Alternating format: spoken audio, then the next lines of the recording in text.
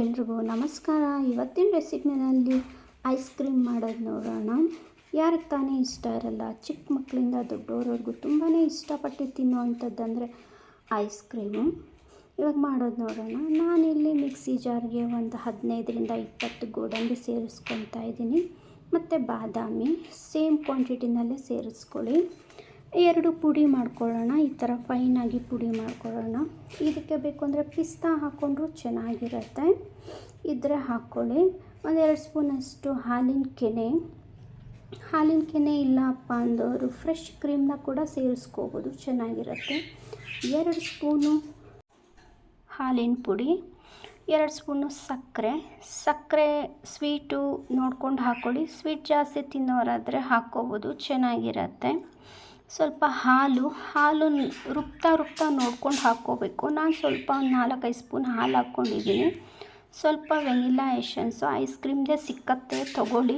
ಇಲ್ಲ ಅಂದರೆ ಮನೆಯಲ್ಲೇ ಅಂದರೆ ಏಲಕ್ಕಿ ಕೂಡ ಹಾಕ್ಕೋಬೋದು. ಹಾಕ್ಕೊಂಡು ರುಬ್ಕೊಂಡ್ರೆ ಚೆನ್ನಾಗಿರುತ್ತೆ. ನೋಡಿ, ಈ ಕನ್ಸಿಸ್ಟೆನ್ಸಿ ಬರಬೇಕು. ಈ ಗಟ್ಟಿ ಇದ್ದರೆ ಸಾಕು. ಕರೆಕ್ಟಾಗಿ ಹಾಕ್ಕೊಂಡಿದ್ದೀನಿ. ಒಂದು 5-6 ಸ್ಪೂನಷ್ಟು ಹಾಲು ಹಾಕ್ಕೊಂಡಿದ್ದೀನಿ. ರುಬ್ಕೊಂಡಾದಮೇಲೆ ಇದನ್ನು ನಾನು ಕಪ್ಪಿಗೆ ಹಾಕ್ಕೊತಾ ಇದ್ದೀನಿ. ನೀವು ಕಪ್ಪಿಲ್ಲ ಅಂದವರು ಒಂದು ದೊಡ್ಡ ಬಾಕ್ಸ್ಗೆ ಹೇರ್ ಟೈನರ್ ಕಂಟೇರ್ ಬಾಕ್ಸ್ ಇರುತ್ತಲ್ಲ, ಅದಕ್ಕೆ ಹಾಕ್ಕೊಂಡು ನೀವು ಕ್ಲೋಸ್ ಮಾಡಿ ಇಡ್ಬೋದು, ಚೆನ್ನಾಗಿರುತ್ತೆ. ನಾನು ಇದಕ್ಕೆ ಪ್ಲೇಟ್ ಮುಚ್ಚಿ ಇಡ್ತೀನಿ. ಗಟ್ಟಿ ಆಗುತ್ತೆ, ಯಾವುದಕ್ಕಾದರೂ ಹಾಕಿದ್ರೂ ಚೆನ್ನಾಗಿ ಬರುತ್ತೆ ಐಸ್ ಕ್ರೀಮು. ಆದರೆ 8 ಗಂಟೆ ಕಾಲ ಇಡಬೇಕಷ್ಟೇ ಫ್ರಿಜ್ಜಲ್ಲಿ. ನಾನಿದು ಗಾರ್ನಿಷ್ಗೋಸ್ಕರ ಸ್ವಲ್ಪ ಬಾದಾಮಿ ಕಟ್ ಮಾಡಿ ಹಾಕ್ಕೊತಾ ಇದ್ದೀನಿ. ನೀವು ದ್ರಾಕ್ಷಿ, ಪಿಸ್ತಾ, ಬಾದಾಮಿ ಎಲ್ಲ ಹಾಕ್ಕೋಬೋದು. ಇದಕ್ಕೆ ಮಿಕ್ಸು ಮಾಡಿ ಹಾಕ್ಕೊಂಡ್ರೂ ತುಂಬ ಚೆನ್ನಾಗಿರುತ್ತೆ ಐಸ್ ಕ್ರೀಮ್ಗೆ. ಇದೊಂದು 8 ಗಂಟೆ ಕಾಲ ಫ್ರಿಜ್ಜಲ್ಲಿ ಇಟ್ಟು ತೆಗಿಯೋಣ.